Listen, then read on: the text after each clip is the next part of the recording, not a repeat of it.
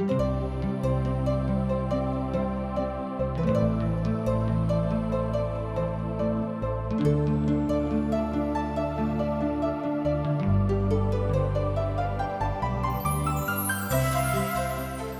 India द्वारा प्रस्तुत आशक इजोत में अहाँ के स्वागत अछि।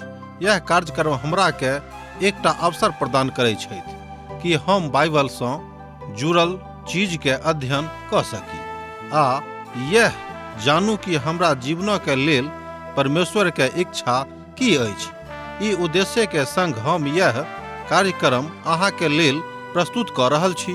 कृपया क देखू आ सुनू ताकि परमेश्वर अहाँ के जीवन के मार्गदर्शक ठहरे।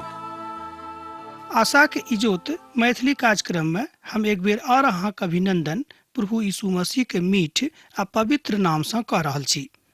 हमरा सब अखन अय्यूबा के पोथी के अध्ययन में लागल छी। आजुक दिन हमरा सब 6म और 7म अध्याय के लग पहुँच गेलहुँ हैं। एहि के ऊपर आजुक दिन हमरा सब अध्ययन करब।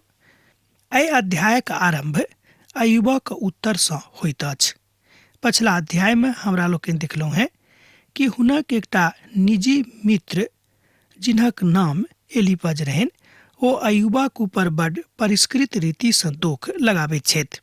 पहिल पद में एहि तरह ओ कहैत छथि, मुदा अय्यूब उत्तर दैत छथि आर कहैत छथि, अहाँ एना बाजि सकलहुँ हैं, ई तऽ नीक होइतैक जे हमर खेदक तौलैक जायक और हमर समस्त विपत्ति के तराजू पर राखल जैतैक। एहिठाम अय्यूब बड़ नीक रीति सँ, बड़ विद्वत शैली सँ अपन दोस्त एलीपज के उत्तर देलाह। पहिल पद में कहैत छथि कि कतेक नीक होइत जौं हमर खेदक तोलल जायक और हमर संपत्ति आ विपत्ति के तराजू के ऊपर राखल जायक।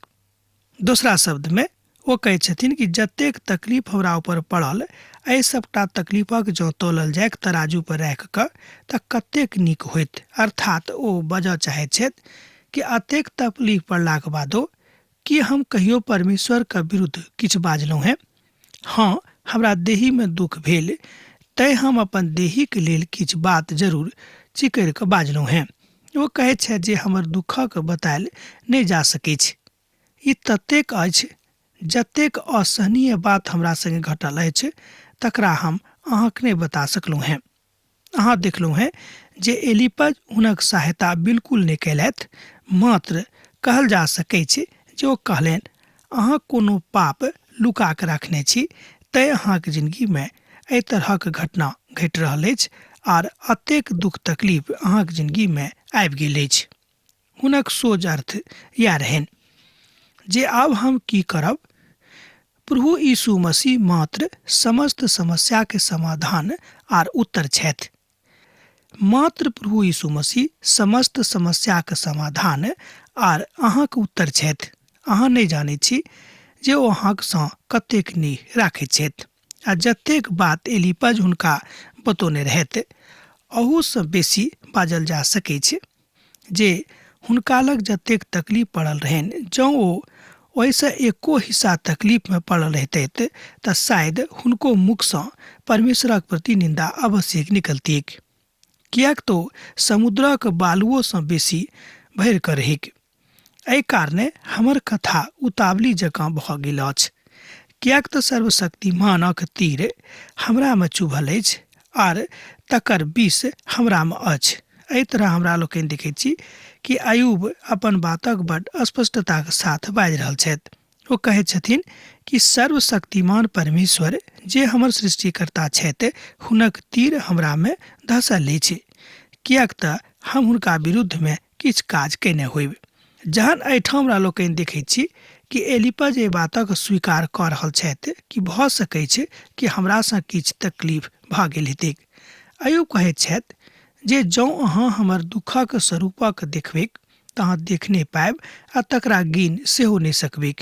ऐसे एकटा बात और स्पष्ट भऽ जाइत अछि कि अय्यूबक शायद जतेक तकलीफ पड़ल छलनि, ओहि सबटा बातक अध्ययन एहिमे नहि देबल गेल अछि आ ओहि सबटा बातक जिक्र एहिमे नहि कयल गेल अछि, मुदा किछु बातक विषय में बतायल गेल अछि। अहाँ एहन देखबाक काज कऽ सकैत छी किएक तऽ हमरा सब हुनक बातसँ बुझि सकैत छी। एहि संदर्भमे ओ कहैत छथि कि हमरा ऊपर ततेक तकलीफ अछि जकरा विषयमे हम बखान नहि कऽ सकलहुँ हेँ।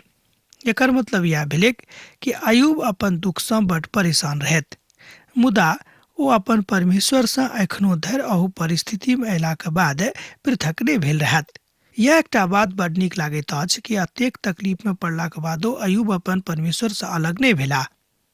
यह बात अहूँके बुझबाक अछि बा हमरो बुझबाक अछि कि तकलीफमे रहलाक बादो हम अपन प्रभुसँ अलग नहि होयब।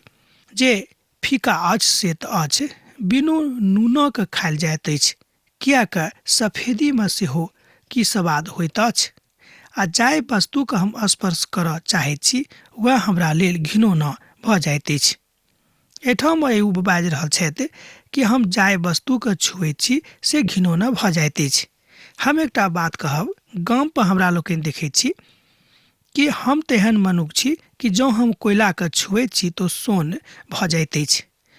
लगले ओहिठाम दोसर मनुष्य ठाढ़ छलाह आ ओ कहैत छथि कि हम सोनाके छुएत छी तऽ कोयला भऽ जाइत अछि। तब तऽ अहाँ बुझि गेल होबै कि अय्यूब एहिठाम की बाजऽ चाहैत छथि। पद 6 आ 7 में बहुत बेर घिनौना भोजन मनुखक परिस्थितिमे आनि दैत अछि। बहुत बेर मनुख जहन परिस्थितिमे पड़ैत छथि तऽ हुनका घिनौना भोजन करऽ पड़ैत छनि, अर्थात जाहि भोजन वस्तु को ग्रहण नहीं करऽ चाहैत छथि वह भोजन वस्तु हुनका ग्रहण करऽ पड़ैत छनि। यह हमर शक्तिके कारण अछि, मुदा भारी पीड़ामे सेहो हम उछल पड़ैत छी, किएक तऽ हम ओहि पवित्र वचनक कहियो इनकार नहीं कयलहुँ हेँ। एहिठाम एकटा बात हम कहब कि अय्यूब अपन मित्रके बता रहल छथि एलीपजसँ कि देखियौ, भारी तकलीफमे पड़लाक बादो, भारी कलेशमे पड़लाक बादो हम पवित्र वचनके विरुद्धमे नहीं बाजलहुँ हेँ आ कहियो तकर इनकार नहीं करलहुँ हेँ। हमरामे कोनो एहन बात नहीं छल जे पवित्र वचनक आशाके हम निराशामे बदलियै। भऽ सकैत कि हमरा लग तकलीफ बहुत अछि, एहि तकलीफमे आबि कऽ हम स्वयंके छोट बाजने छी, मुदा परमेश्वरक वचनक हम कहियो छोट नहीं बाजलहुँ हेँ। अय्यूब करतिया रहनि। 10 आ 11 पदमे अहाँ एहि बातक सत्यापन कऽ सकैत छी। ओ कहैत छथि जे अब हमरा लग जीवित रहबाक कोनो आशा नहीं अछि। ओ किया कहैत छथिन? किएक तऽ हुनक धन सम्पत्ति, धियापुता, गाम समाज, हुनक दोस्त सब केओ हुनका लगभग बिसरा चुकल छथि। आब हुनका लग बहुत लोग जँ अयबो करैत छथि तऽ हुनका चिढ़ाबैके लेल, हुनका कुढ़ाबैके लेल। कि एम्हर दृढ़ता पर हम रहि सकब? एहि तरह हमरा लोकनि देखैत छी कि अय्यूब एकटा सामान्य मानवीय प्रक्रियाके एहिठाम व्यक्त करैत छथि। एहि तरहक मानवीय प्रक्रिया, मानवीय मनोवृत्ति हमरा सभक अन्दरमे अछि। एहि बातक एहिठाम ओ बाजि रहल छथिन जे ओ कहैत छथिन कि एतेक कालमे तकलीफ पड़लाक बादो हम प्रभुक वचनके एम्हर उम्हर नहीं करलहुँ हेँ आ नहि हुनक वचनके पवित्रताके कमजोर कयलहुँ हेँ। कि हम निराधार नहीं थिकहुँ हेँ? की काज करऽ के हमरासँ दूर भऽ गेल अछि? एहिठाम अय्यूब कहैत छथि कि की कारण अछि कि हमर शक्ति हमरासँ दूर भऽ गेल अछि? की कारण अछि कि हम निराधार कयल गेलहुँ हेँ? अहाँ एहि बातक एहिठाम 13 पदमे देख सकैत छी। अब हुनक क्रुंदनक सुनियौक, जे पड़ोसीक ऊपर कृपा नहीं करैत अछि, ओ सर्वशक्तिमानक माननाइ छोड़ि दैत अछि। कतेक नीक लागैत अछि। एहि बातक हमरा सब सुसमाचारमे सेहो देखलहुँ हेँ, ओहि बातक हमरा लोकनि एहिठाम देखैत छी। ओ कहैत छथि कि जे पड़ोसीक ऊपर कृपा नहीं करैत छथि ओ सर्वशक्तिमानक माननाइ छोड़ि देने अछि। 14 पदमे हमर निमित्त कृपा करू, हे प्रभु परमेश्वर हमरा ऊपर दया करू। एहि तरहक बात अय्यूबक मुखसँ निकसैत अछि। हम तऽ कहब ई बात अहूँके मुखसँ निकसैत अछि, हमरो मुखसँ निकसैत अछि। किएक तऽ तकलीफमे पड़लाक बाद मनुख ई बात कऽ सकैत अछि। अय्यूब एहि बातक सत्यापित कऽ रहल छथि कि एतेक तकलीफमे पड़लाक बादो हम अपन प्रभुसँ अलग नहीं भेलहुँ हेँ आ नहि हम अपन प्रभुके कहियो बिसरलहुँ हेँ। एहि बातक हिब्रू भाषामे कहल जाइत अछि जेना रेगिस्तानमे पानिके आशामे भटकैत लोक, अर्थात मृग तृष्णा। बुझि गेल होबै? अर्थात जहन लोक पानी के अनुभव में एम्हर उम्हर भटकैत छथि आ हुनका लागैत छनि कि दूर कतहु पानि छैक, मुदा जहन ओतऽ धो कऽ जाइत छथि तऽ देखैत छथि कि ओहिठाम तऽ खाली बालुए अछि। एहि तरहक स्थिति अय्यूबक जिन्दगीमे आबि गेल छनि। ई बड्ड बिहड़ स्थिति रहैक, अर्थात हुनका मोनमे ई बात आबि गेल रहनि कि भऽ सकैत कि हमरा सर्वशक्तिमान परमेश्वर छोड़ि देने छथि, मुदा ओ ईश्वरक सत्ताक अर्थात ईश्वरीय सत्ताक, ईश्वरक स्वरूपक, ईश्वरक पवित्र वचनक ओ निरस्त नहि करैत छथि। ओ हृदय से बातक मानैत छथि कि प्रभु छैक आ प्रभु संसारक चलाबैत छथि, प्रभुए हमर जन्म सेहो देने हैत, ई सबटा बातक ओ मानैत छथिन। मुदा ओ कहैत छथिन कि हम अब जेम्हर जाइत छी ओम्हर हमरा खाली रेगिस्ताने नजर आबैत अछि, जेनाकि मृग तृष्णामे लोग एम्हर उम्हर भटकैत छथि, अर्थात पानिक आशामे। बहुत बेर हमरो सब अपन अपन जिंदगी के पानिक आशामे एम्हर उम्हर भटकैत छी, मुदा हमरा सब गोटेके पानि नहि भेटैत अछि। ओ बर्फक कारणे कार भऽ गेल अछि, ओकर ओहिमे हिम घुपल अछि। एहि तरह हमरा लोकनि देखैत छी ओहिमे हिम अर्थात जे ओहिठाम रहैत छल से ओहिमे लुका गेल अछि। मुदा जहन गर्मी पड़ऽ लागैत अछि तहन ओकर कारण आ ओकर धारणा सेहो ओहिठामसँ लोप भऽ जाइत अछि। ओकर जहन कड़क धूप पड़ैत अछि वा लागैत अछि तहन ओ अपन स्थानसँ उठि कऽ चलि जाइत अछि। एहि बातक सत्यापन अहाँ 16 आर 17 पदमे कऽ सकलहुँ हेँ। ओ कहैत छथि जे बर्फक ऊपरसँ ओ झाँपि कऽ राखने छथि, एहन पुल ओ बनौने छथि जकरा ऊपर दऽ कऽ जा रहल अछि कि तऽ बालू आ तकरा भीतरमे लुका कऽ राखने अछि। अर्थात अय्यूब एहिठाम बाजि रहल छथि कि ऊपरसँ तऽ हम देखैमे मनुख लागैत छी, मुदा ततेक दुख हमरा भीतरमे अछि जे हम खाली दुखेके एकटा पिंड बनि गेलहुँ हेँ। एहि तरह अहाँ बाजि सकलहुँ हेँ कि अय्यूब स्वयंके एकटा दुखक पिंडके रूपमे प्रस्तुत करैत छथि। एहिठाम ओ कहैत छथिन कि ऊपरसँ तऽ हम जरूर मनुख जकाँ देखाइ पड़ैत छी, मुदा अन्दरसँ एहन कथा नहि थिक। अर्थात अय्यूबक एहिठाम परमेश्वरक प्रकथानमे कथामे बतायल जा सकैत छै, हमरा शिक्षा दिअ और हम चुपचाप रहब और हमरा समझाउ जे हम कोन बातमे चूक कयलहुँ हेँ। एहिठाम ओ अपन मित्रके समझा रहल छथि कि जँ अहाँ हमरासँ बेसी शिक्षित छी, जँ अहाँ हमरासँ बेसी पवित्र छी तऽ हमरा एहि बातक शिक्षा दिअ और हम चुपचाप सुनि कऽ सुनैत रहब और तकरा मानब जे हमरासँ कोन बातमे चूक भऽ गेल। सच्चाइके वचनमे कतेक प्रभाव पड़ैत अछि, मुदा हमर विवादसँ किछु नहि निकसैत अछि। की अहाँ कथा पढ़ि रहलहुँ हेँ? की अहाँ एहि बातक जानि रहलहुँ हेँ कि एहि बातक जानबाक प्रयास कऽ रहलहुँ हेँ? बड्ड कल्पना करैत छथि, निराश लोकक बात तऽ हवाक समान होइत अछि। एहि बातक अहाँ एहिठाम 26 पदमे देख सकलहुँ हेँ कि निराश लोकक बात तऽ हवाक समान होइत अछि। जे केओ निराश मनुष्य छथि हुनक कथा बियारक समान होइत अछि, हवाक समान होइत अछि जे एम्हर उम्हर चलि जाइत अछि। एहि तरह हमरा लोकनि देखैत छी कि प्रभु परमेश्वर हमरा सब गोटेके एहि बातक ज्ञान दऽ रहल छथि कि हमरा सबके अपन अपन काज करबाक अछि आर अपन काजके बड्ड नीक रीतिसँ कऽ कऽ आ तकरा स्पर्श कऽ कऽ परमेश्वरक देखबाक अछि। हम एक आदमीके विषयमे जानैत छी जिनहक बीमारीके पहचान भऽ गेल रहनि आ ओ पुनः डॉक्टरक लग चलि गेलाह जे बीमारीके विषयमे जानबाक लेल। हुनक बीमारी रहनि आर्थराइटिस।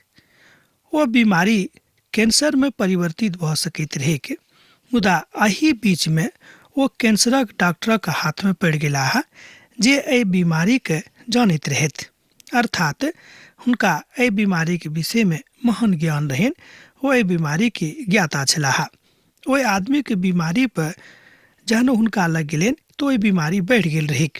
एहि तरह हमरा लोकनि देखैत छी कि मनुष्य जातिके दुख बढ़ैत जाइत अछि से घटैत नहि अछि जँ अहाँ ओकर इलाज नहि करबै।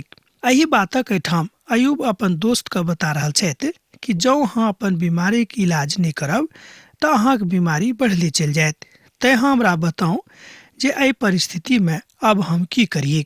अब जो अहाँ कोनो पापक लुका के राखब तऽ ओ एक न एक दिन अहींक ऊपर बिसाइत। एहि तरह हमरा लोग देखैत छी कि पाप मनुख जाति के सैत घड़ी हुनके ऊपर बिसाबैत अछि। कि मनुखक धरती पर कठिन सेवा नहि करऽ पड़ैत अछि? कि हुनक दिन मजदूरक समान एहिठाम नहि होइत अछि? जेना किओ दास छाया कऽ के आशा राखैत अछि बा मजदूर अपन मजदूरी के आशा राखै के, ओही तरह हम अनर्थक मासक स्वामी बनावल गेल छी और हमरा लेल कलेश सँ भरल रातक ठहरावल गेल अछि। एहिठाम अयुब 1 पद से लऽ कऽ 3 पद में एहि बातक बाजैत छथि कि जँ हम मजूर थिकौं हैं तऽ कि अहाँ मजूरीक आशा नहि राखैत छी? जँ अहाँ अपन जिंदगी अनर्थ में बितौने छी तऽ कि अहाँ तकरा से निजात पाबे के आशा नहीं राखैत छी? कि अहाँ नहीं राखि सकलहुँ हँ? अहाँ राखि सकैत छी। एही कारणे तऽ प्रभु यीशु मसीह एहि संसार में आयल रहत कि मनुष्य जाति के ओ हुनक पाप से हुनका उद्धार देन। अयुबक अपना दुखक अंत देखनाइ नहीं पड़ैत छनि। हुनका लगैत अछि कि अब हमर दुख कहियो अंत नहीं होइत। सोच गप में एना बाजि सकलहुँ हैं कि अयुबक अभी बात लागऽ लगलनि कि हमर दुखक अंत अब कहियो नहीं होइत। ओ बीमार पड़ि गेल रहथि, जेना हमरा लोकनि आरंभे में देखने छी। जाहि तरहक घाव हुनका देही पर भऽ गेल रहनि आ जाहि रीति से हुनक चाम खराब भऽ गेल रहनि, तऽ ओहि बातक आजुक परिप्रेक्ष्य में बाजल जा सकै छै कि ओ कैंसर रहि के। हमरा सब देखैत छी कि कोनो ने कोनो बीमारी में मनुख रोज पड़ैत छथि। केओ एहिठाम दुखक बीमारी में पड़ल छथि, केओ तकलीफक बीमारी में पड़ल छथि, केओ मानसिक परेशानी के बीमारी में पड़ल छथि। अर्थात तरह तरहक बीमारी एहिठाम मनुख जाति में अछि आ सब केओ कोनो ने कोनो बीमारी में पड़ले रहै छथिन। एकर अर्थ तऽ ई नहीं भेलै कि एहि सड़ांध में पड़ि कऽ हमरा सब मनुख जाति में जे छी परमेश्वर के बिसरा देबै। कि बिसरा देबै? ई बात नहीं भऽ सकै छै। हमरा सब हुनका नहीं बिसरा सकलहुँ हैं, किएक तो हमरा सभके सृष्टिकर्ता छथि, हमरा सभके सृजन हरा छथि। तहन ओ अपन मित्र से सलाह मांगि रहल छथि कि अहाँ सलाह दिअ। अहाँ अपन सलाह दऽ कऽ हमरा बताउ जे अब एहि परिस्थिति में हम की करिए आर कतऽ जइए। एहि तरह हमरा लोकनि देखैत छी कि पिता परमेश्वरक महिमा हुनका जिंदगी में बढ़ल छनि। अर्थात अयुब अहू परिस्थिति में आबि कऽ अपन सृजनहारा के नहीं बिसराबैत छथि।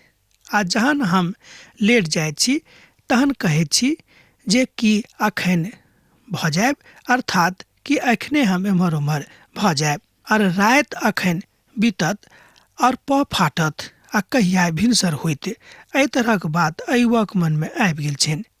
हुनका लागैत छनि कि अखन तऽ हम लेट रहल छी तऽ कखन भिनसर होइत, कहिया रात घटत आ कहिया हम भिनसर में जायब।